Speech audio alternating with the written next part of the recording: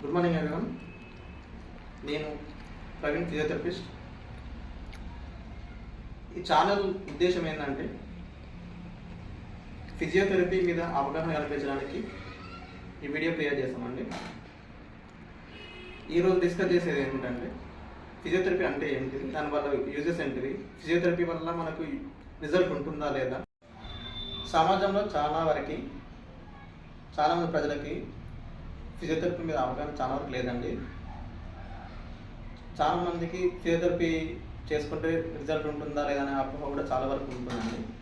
కానీ ఎటువంటి side effects లేని ట్రీట్మెంట్ మన ఫిజియోథెరపీ అండి. చాలా వరకు ప్రజలకండి ఫిజియోథెరపీ అంటే కరెంటు పెడతారు, ఆ కరెంటు మన రక్తాన్ని లాగేస్తుంది, మంచిది కాదని చెప్పేసి మాట్లాడుతూ ఉంటారు. కానీ చాలా వరకు అది అపోహ అండి.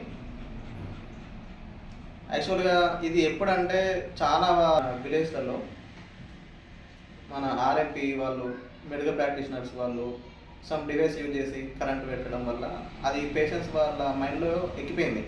ఎట్లా అంటే చాలా వరకు అది బాగా వైబ్రేషన్ వచ్చి ఇట్లా బాగా అయినట్టు అయ్యి ఇవన్నీ జరగడం వల్ల చాలా వరకు ప్రజలు భయపడ్డారు. అది వాస్తవం. ఫిజియోథెరపీలో వాడే మిషన్స్ అంటే మేము యాక్చువల్ మొడాలిటీస్ అంటామండి.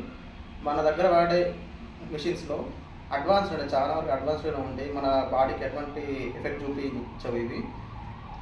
ఫర్ ఎగ్జాంపుల్ అండి, ఇప్పుడు బ్రెయిన్ స్ట్రోక్ పేషెంట్స్ అంటే పక్షవాతం వస్తూ ఉంటుంది, వాళ్ళకి కరెంట్ పెడదాం అంటే కరెంట్ అంటే దానిలో ఇంటర్ గార్మన్ కరెంట్ అని, గార్మన్ కరెంట్ అని, సర్జిఫాటిక్ అని, దాని స్టేజ్ని బట్టి దానిలో మనం పవర్ అని కరెంట్ అనేది యూజ్ చేస్తూ ఉంటాము. ఆ కరెంట్ ఎందుకు యూజ్ చేస్తామంటే మన బాడీలో వాళ్ళకి స్పర్శ అనేది ఉండదు, టచ్ అనేది ఉండదు, మూమెంట్ అనేది ఉండదు. వాటి కోసం అని చెప్పేసి మనం ఆ కరెంట్ అనేది పెడతా ఉంటే బాడీలో ఏ మజిల్ అయితే మనకి ఎఫెక్ట్ అయిందో ఆ మజిల్ని మళ్ళీ రీజనరేట్ చేయడానికి, మూమెంట్ తెప్పడానికి ఆ మిషన్ అనేది యూజ్ చేస్తాము. దాంతో పాటుగా మన కొన్ని ఎక్సర్సైజ్ ఉంటాయి అంటే పాసివ్ మూమెంట్స్ అని, తర్వాత యాక్టివ్ మూమెంట్స్ అని, తర్వాత యాక్టివ్ అసిస్టెడ్ అని, తర్వాత రెస్టెడ్ మూమెంట్స్ అని చెప్పేసి ఇలా స్టేజెస్ ఉంటాయి.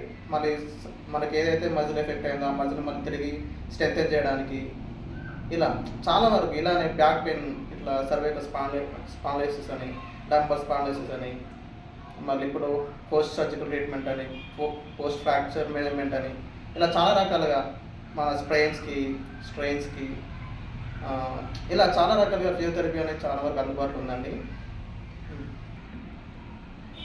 కొందరు ట్రీట్మెంట్స్ తీసుకుంటారండి. ఫిజియోథెరపీ ట్రీట్మెంట్ తీసుకున్నాక 15 days సిట్టింగ్ తీసుకున్నాక మళ్ళీ ఒక 10 daysకి అలా మళ్ళీ పెయిన్ మళ్ళీ రీజనరేట్ అవుతుంది అని కంప్లైంట్ చేస్తూ ఉంటారు. అలా ఎందుకు అవుతుంది అంటే దానిలో కొన్ని మేము చెప్తామండి, ముందే చెప్తాము రెస్ట్ ఇవ్వాలని చెప్పేసి. ఇప్పుడు ఫర్ ఎగ్జాంపుల్ చెప్పాలంటే లో బ్యాక్ పెయిన్ అండి.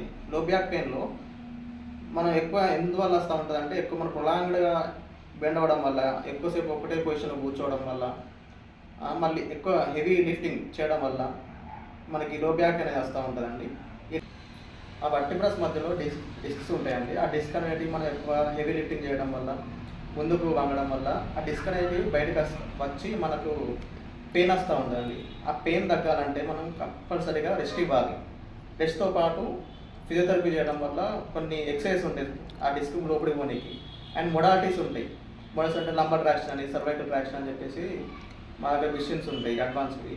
అవి యూజ్ చేస్తూ ఉంటే ఆ డిస్క్ అనేది లోపలికి వెళ్తూ ఉంటుంది.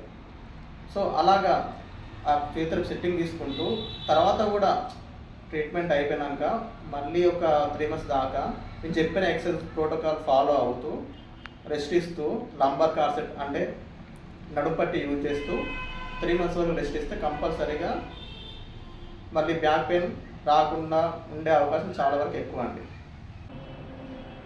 ఇప్పుడు మనం అలోపతి మెడిసిన్ గురించి చెప్తున్నాండి. అంటే అలోపతి తక్కువ చేసి చెప్తున్నా అని చెప్పి ఎవరు అనుకోవద్దండి. ఇప్పుడు అలోపతిలో మన పెయిన్ కిల్లర్ ఏదన్నా నడుపు అని చెప్పేస్తే మనకు ప్రిస్క్రైబ్ చేస్తారు, మనం కూడా ట్యాబ్లెట్ తీసుకొచ్చుకొని వేసుకుంటాము. కానీ అది ఇన్స్టాంట్గానే మనకు మన బాడీ మీద పనిచేస్తుంది. అది కూడా ఎక్కడంటే మనకి ఎక్కడైతే ప్రాబ్లం వచ్చిందో ఆ ప్రాబ్లం మీద అయితే పనిచేయదండి. ఆ మెడిసిన్ ఆ ట్యాబ్లెట్స్ అనేవి మన పెయిన్ రిసెప్టర్స్ మీదనే పనిచేస్తుంది, కానీ మనకు ఎక్కడైతే మనకు ప్రాబ్లం వచ్చిందో ఆ ప్రాబ్లం మీద పనిచేయదండి. 100% షూర్. ఆ అలోపతి మెడిసిన్ అనేది మనకు చాలా వరకు ఎమర్జెన్సీ టైంలో కానీ కొన్ని చాలా వరకు పనిచేస్తూ ఉంటాయి. కానీ ఈ పెయిన్ సంబంధించిన వాటిల్లో మాత్రం కొంచెం మనకు ఇన్స్టెంట్గానే పనిచేస్తే కానీ మనకు రిజల్ట్ అయితే కంప్లీట్గా అది మన ప్రాబ్లంకి వచ్చిన దానికి మాత్రం క్యూర్ కాదండి.